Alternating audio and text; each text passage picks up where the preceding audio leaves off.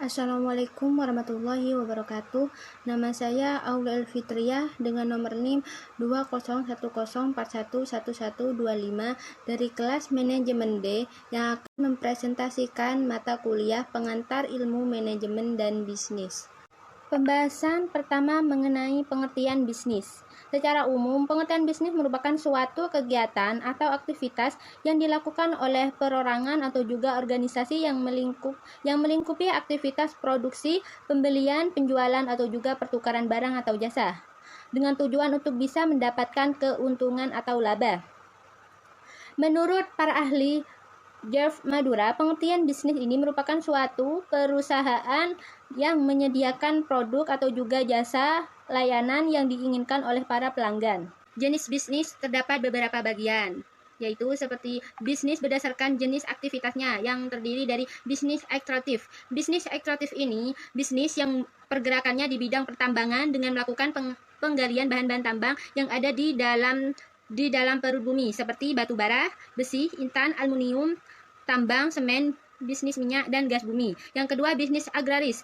Bisnis ini merupakan sebuah kegiatan bisnis dalam pergerakannya pada bidang pertanian, peternakan, perkebunan, perikanan, dan kehutanan. Selanjutnya, bisnis industri. Bisnis ini merupakan bisnis yang pergerakannya di bidang industri, seperti industri pesawat terbang, rokok, garmen, tekstil, kapal, mebel, kertas, dan lain sebagainya. Dan yang selanjutnya, bisnis jasa. Merupakan bisnis yang pergerakannya dalam bidang jasa yang menghasilkan produk tidak dalam bentuk fisik, seperti jasa asuransi, pendidikan, prawisata, kesehatan, perbankan, dan kecantikan.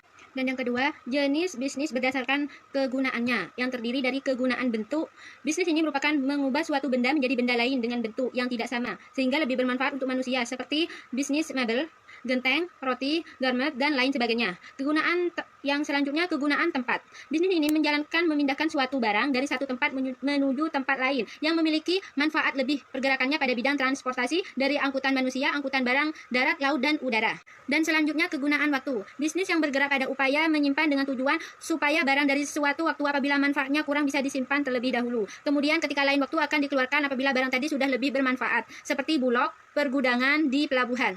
Dan selanjutnya, kegunaan pemilikan. Bisnis yang bergerak pada usaha untuk memenuhi kegunaan pemilikan pada suatu barang atau jasa seperti pertokoan, perdagangan, dan lain sebagainya. Dan yang ketiga, jenis bisnis berdasarkan motifnya, yaitu terdiri dari bisnis berorientasi, sebuah keuntungan atau profit oriented, misalnya perusahaan perorangan, CV, firma PT, dan lain sebagainya. Bisnis tidak berorientasi, yakni sebuah keuntungan atau disebut sebagai bisnis nirlaba. Contohnya adalah yayasan, organisasi sosial, lembaga swadaya masyarakat, dan lain sebagainya. Berikut contoh dari beberapa bisnis. Dari bisnis perdagangan. Bisnis ini merupakan usaha di bidang niaga yang memiliki peran sebagai perantara antara produsen itu dengan konsumen. Contoh bisnis perdagangan. 1.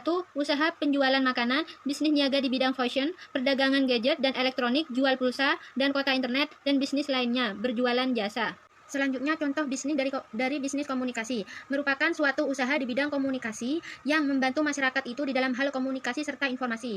Misal televisi, radio, telepon, dan lainnya. Contoh bisnis komunikasi seperti penulis, penyiar radio, pertelevisian, dan lain-lain. Dan selanjutnya, contoh bisnis dari manufaktur. Merupakan suatu usaha di bidang pengolahan bahan baku atau bahan mentah untuk menjadi bahan jadi. Contoh bisnis manufaktur yaitu terdiri dari tekstil dan garmen, otomotif, elektronik, makanan dan minuman, maupun kerajinan. Selanjutnya, contoh bisnis transportasi. Bisnis ini merupakan usaha di bidang transportasi yang membantu di dalam mobilitas masyarakat guna menyalurkan barang. Contoh bisnis transportasi yaitu seperti travel, rental mobil, antar jemput sekolah atau karyawan. Berikut pengertian manajemen. Manajemen sendiri merupakan sebuah proses untuk mengatur suatu yang dilakukan oleh sekelompok orang atau organisasi untuk mencapai tujuan organisasi tersebut dengan cara bekerja sama memanfaatkan sumber daya yang dimiliki. Dan menurut para ahli, Mary Parker Follett, menurut pengertian manajemen adalah sebuah seni dalam menyelesaikan pekerjaan melalui orang lain. Dengan kata lain, seorang manajer bertugas mengatur dan mengarahkan orang lain untuk mencapai tujuan sebuah organisasi. Fungsi dari manajemen yang terdiri dari perencanaan atau planning. Perencanaan menjadi hal yang paling penting karena perencanaan akan menentukan target ke depannya. Pentingnya perencanaan dalam bisnis yaitu untuk menentukan tujuan serta menentukan upaya yang tepat agar bisa mencapai tujuan tersebut. Karena dengan adanya perencanaan, Manajer bisnis bertindak lebih mudah dalam mencari alternatif dalam mencapai tujuan perencanaan ini. Tidak hanya mencakup tujuan jangka panjang, namun juga mencakup tujuan jangka pendek dan menengah. Selain perencanaan dalam bisnis sangat penting, yang selanjutnya ini pengorganisasian atau organizing dibutuhkan dalam sebuah bisnis. Pengorganisasian yaitu sebagai kerja atau kegiatan menjadi beberapa bagian atau kegiatan tujuan dari perorganisasian ini, yaitu untuk memudahkan manajer dalam melakukan pengawasan yang lebih efektif.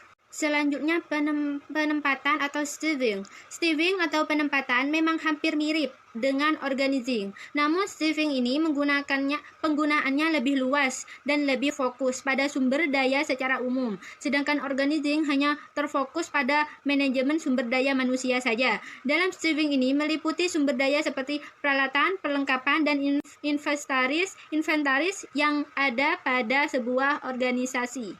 Selanjutnya, pengarahan atau directing. Dalam manajemen berfungsi yang selanjutnya yaitu pengarahan. Dengan kata lain, pengarahan ini berguna untuk mengarahkan setiap anggota agar bisa mencapai tujuan yang sesuai dengan prosedur manajerial yang sudah diarahkan dari awal. Hal ini dikarenakan banyak kejadian yang tak terduga dan tak bisa dihindari oleh setiap perusahaan. Fungsi dari pengarahan ini yang bisa membantu setiap anggota agar bisa mengerjakan pekerjaannya sesuai dengan jalur yang semestinya. Dan selanjutnya pengawasan atau controlling. Fungsi manajemen yang terakhir yaitu pengawasan atau controlling. Pengawasan ini berguna untuk mengevaluasi kinerja sumber daya perusahaan secara menyeluruh. Dalam pengawasan ini berfungsi untuk memastikan apa yang dikerjakan sesuai dengan yang direncanakan.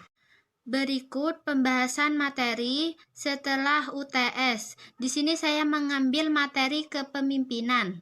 Berikut saya akan mempresentasikan apa pengertian kepemimpinan.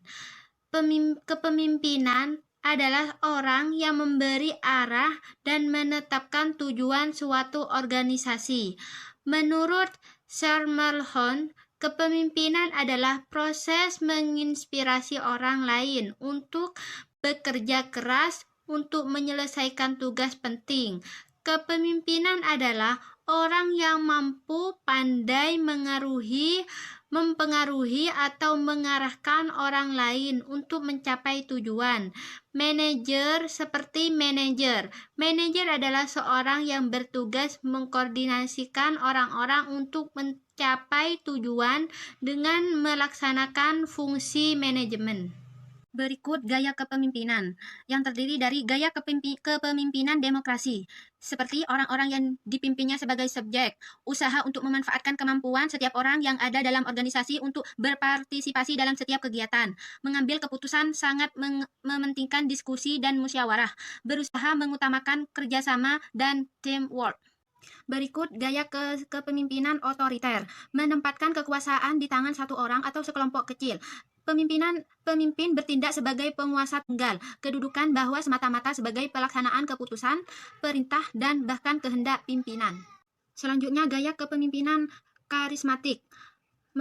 Karismatik diartikan keadaan atau bakat yang dihubungkan dengan kemampuan yang luar biasa dalam hal kepemimpinan seorang untuk membangkitkan pemujaan dan rasa kagum dari masyarakat terhadap dirinya, atau atribut kepemimpinan yang didasarkan atas kualitas kepribadian individu.